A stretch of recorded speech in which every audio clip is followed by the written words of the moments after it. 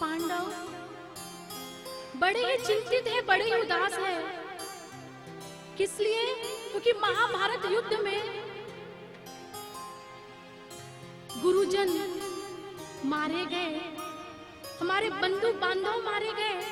उन्हें युधिष्ठिर जी महाराज ये बार बार यही विचार कर रहे हैं, ना वो युद्ध हुआ होता, ना हम ये राजपाट की लालसा हमारे हृदय में होती, ना हमारे बंधु बांधव मारे गए होते।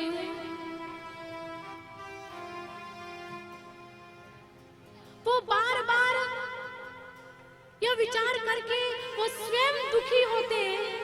भगवान श्री कृष्ण ने देखा कि युधिष्ठिर जी वह सब कुछ अभी भूले नहीं, ये बार बार सब अपने ऊपर ले रहे हैं कि हमारे कारण बंधु बांधव गुरुजन मारे गए। अपने दोष, ये सब के दोषी हम हैं। हम कितने स्वार्थी, हम स्वार्थवश राजपाट की लालसा में ये युद्ध हुआ, ना ये युद्ध होता, ना हमारे पूजनीय मारे गए होते।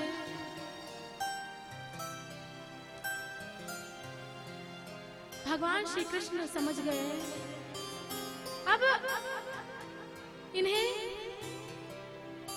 पितामह भीष्म के समक्ष ले चलना चाहिए। उन्हीं के ज्ञान के द्वारा ही जो इनका अज्ञान है वो मिटेगा।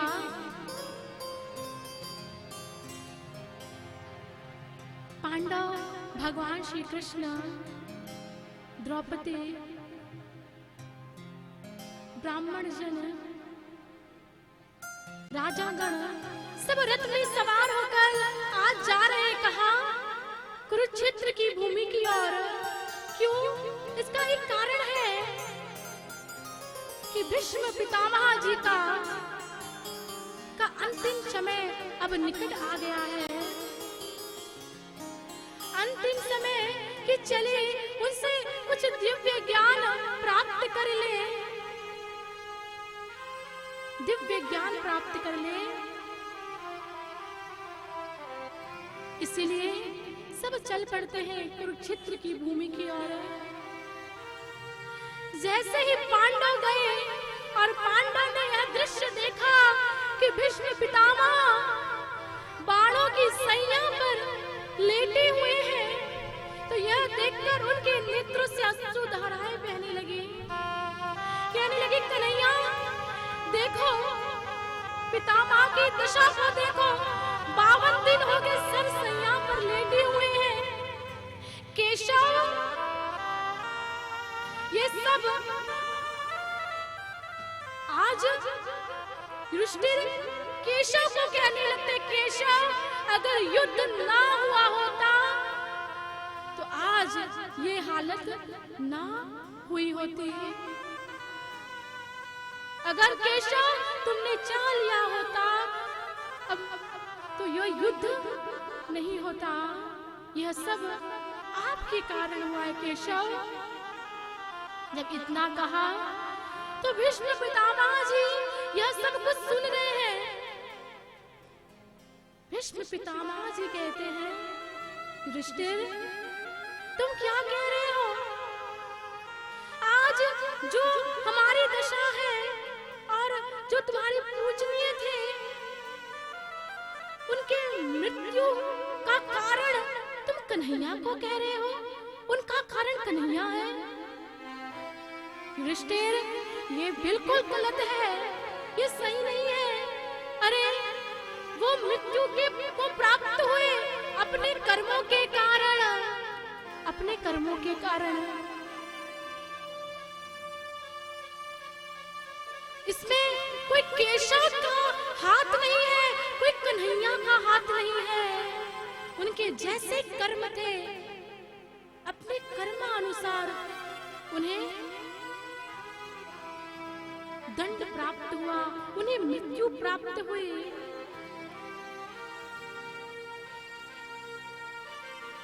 उसमें केशव का कोई हाथ नहीं है।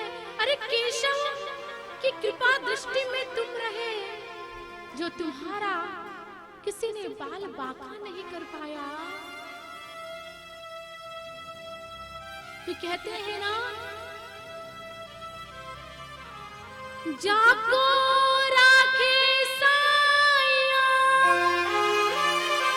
मार सके ना कोई, बाल न बांका कर सके